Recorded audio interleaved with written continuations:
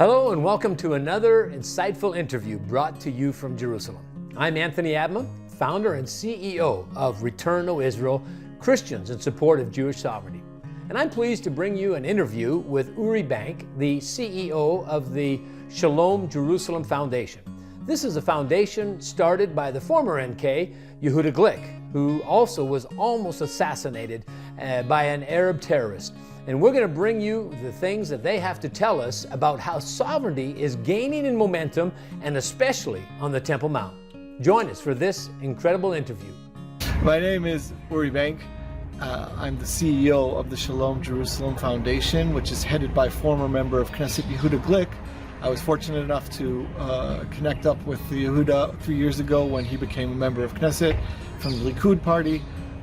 Very special individual. We all know that he was saved, literally, miraculously. His life was saved by God when he was almost assassinated by an extreme Muslim terrorist. We cut away now to Yehuda Glick and how he tells of his assassination attempt, of which he miraculously survived. As you said, 5 years ago, there was an attempt to assassinate me just a few blocks from here, after I'd organized an evening in honor of Temple Mount.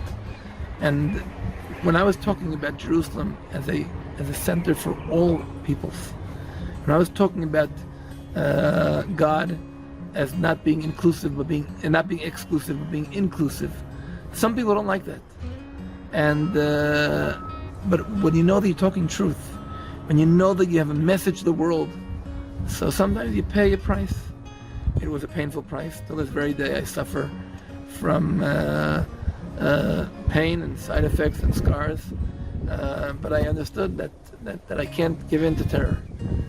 So I see the change has happened, and I see that I'm very satisfied to see that my price was not in vain.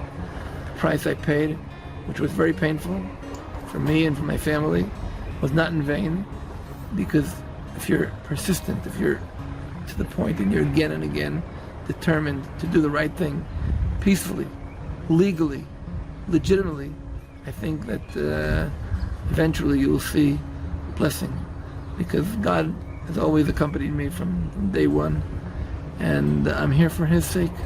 I'm here to serve Him and to really turn His city, Jerusalem, to a city of shalom, a city of harmony, a city of calling in the name of one God.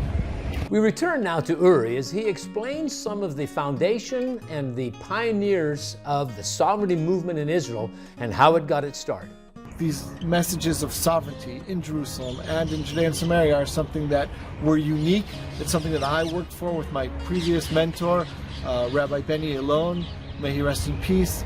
He's the one that actually was the pioneer in talking about sovereignty and extending Israeli sovereignty over all of Judea and Samaria. And I'm so fortunate to have another special individual, Yehuda Glick, who's also on point with these messages and realizes that if we want to bring true peace to the Middle East and we want to implement God's blessings and take Zionism to the next level, these are the things that we have to work for and convince the world that it's worth partnering with us, because that's what's going to bring us to the end of days. We're very much involved in using all of the modern day tools of social media in order to get these messages out. We tape current event issues. Yehuda will speak on what's going on in Israel and in Jerusalem and on the Temple Mount, and then we'll get that out to our 15,000 followers throughout the world through our YouTube channel. We call it Temple Mount Torah. So we're also involved in teaching Torah. Again, part of the vision is that the Torah should emanate out from Jerusalem, out from Zion to the rest of the world. So we're doing a lot of teaching, and we speak at conferences, and wherever anybody wants to hear more about connecting between actual nowadays living in Israel, but how Hashem, how God is involved in almost every move, even though we don't see Him, but you only have to open your eyes and see the miracles that we're living.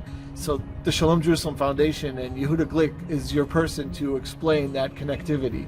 If we stick to our guns and say that the land of Israel in its entirety, all of Judea and Samaria, belong to us on every level. It was prophesied, it's in the Bible, it's the heartland of Israel, but also on the moral and ethical and judicial, legal, international law, on all levels, We believe that it has come time to extend sovereignty to all of Israel, and it will bring a better day not only for Israelis and Jews, but also for the Palestinians, and it will end the conflict in the best way possible, the biblical way, the way that Hashem said it would play out in the end. But nobody's been getting that message out enough.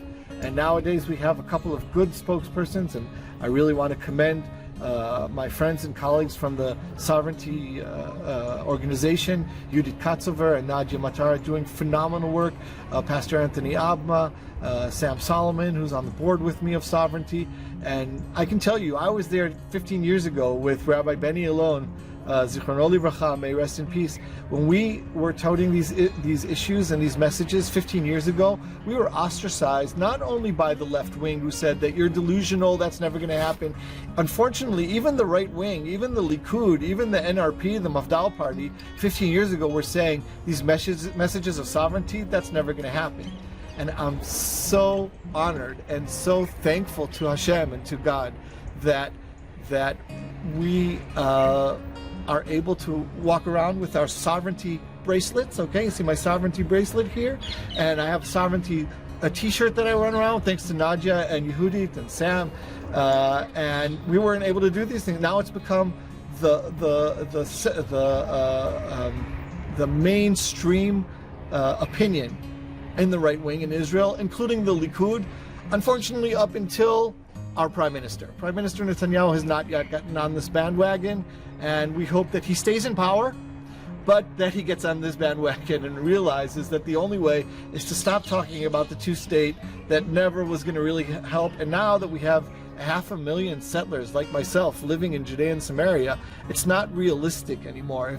They used to tell us that we're delusional. Nowadays, if you think that we're going to be able to uproot 500,000 settlers, and after what we went through with the Gush Katif, then anybody that thinks that could work, they're the delusional ones. They're the ones that are not being realistic. The more realistic plan is extending sovereignty and making sure that the Palestinians have proper lives here in Israel and having some kind of affiliation with the Hashemite Kingdom of Jordan. But these are things that now so many people on the right wing are talking about in Israel. So that's also, you ask me, what are you all about? Again, I'm all about saying, wow, look at how far we've come. And we just have to keep pushing these messages until even the center, and dare I say even the liberals, accept this as what is more realistic and what has to happen in order to bring about peace in the Middle East. That's incredible, Uri. And thank you for watching this interview with CEO of Shalom Jerusalem Foundation, Uri Banks and Yehuda Glick. And if you're wondering now, what would God have me to do to be a part of this last days revival? You can help us, Return to Israel, by helping the sovereignty movement in Israel, or you can also sign up to Shalom Jerusalem and help Yehuda Glick as well to get the message out. You can also please like this video and join our Return to Israel email, and we'll keep you abreast of what's taking place in Israel today. God bless you. Thank you.